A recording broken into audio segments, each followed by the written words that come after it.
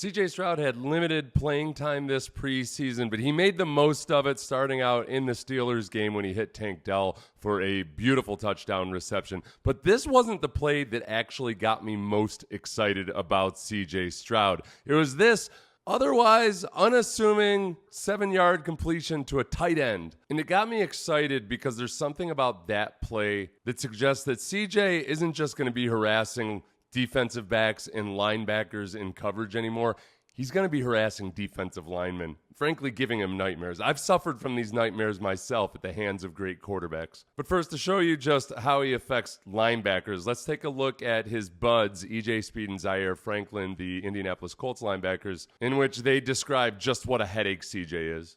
He won't even be looking at the read, and then he got about one more look before it get ugly for him. And then he look at your guy and you didn't plaster like, got your ass. And then this motherfucker look somewhere else and throw the ball for a completion. You like, nah. That's what I like about CJ the most. That's your third read. You know how degrading that is for a quarterback to hit his third read? He don't do rookie shit. Like, he play, like, he already lying to you with his eyes. He already lying to you with his drop. He already lying to you with his shoulder movements and little shit like that. That's some shit that you ain't supposed to really have to like year 6, 7, buddy. Yeah, it's really cool. It's the kind of stuff that you hope your quarterback has by year 4 when you feel comfortable extending him with that big contract. But a lot of teams are kind of forced into doing it before that guy has actually reached that level of functioning. But one of the things CJ and offensive coordinator Bobby Slowik have identified as a project for CJ this year is the thing that causes defensive linemen nightmares, and it's the pocket movement.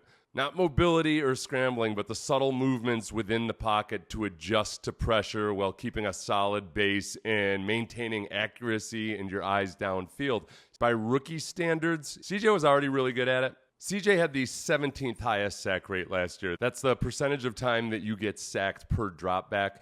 If you take out the first 2 games of the season in which he was sacked 11 times in 2 games, he would have been right around 20th in the Dak Prescott territory, whereas quarterbacks like Tom Brady and Pat Mahomes are consistently in the top 3 lowest sack rate, and I think that's a place that CJ wants to get. Usually for us, it's more moving less, right? Like he's gotten to the point where he's reacting to pockets, but then you want to move as little as you need to. A lot of it at this point is how do we become firmer? How do we make sure we're better against this pressure? How do we help the right guard? How can we be better in our drop? It's something very subtle in which direction we're going just to help the O-line.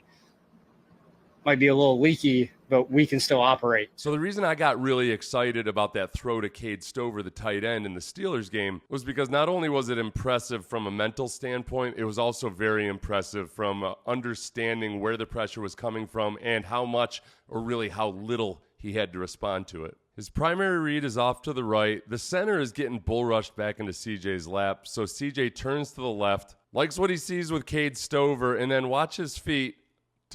Little shuffle, wide base, rifles it to Cade Stover. Now let's look at the next week versus the Giants. Empty backfield with 5-man protection versus a really good defensive line in the New York Giants. So he knows he's got to get rid of the ball quickly. The end takes an inside move, and you see he shuffles back, wide base the entire time, rifles it to Dalton Schultz. Exactly what you want to see out of your young quarterback. And this is the kind of stuff that as a defensive lineman, you think about the ones that got away. You're not going to pick up a woman at the bar with a story about the time you almost sacked CJ Stroud. And you're also not going to get paid, which also helps out with the woman at the bar. But one more reason to get excited about CJ Stroud's season, or one more reason to dread CJ Stroud, AFC South defensive lineman.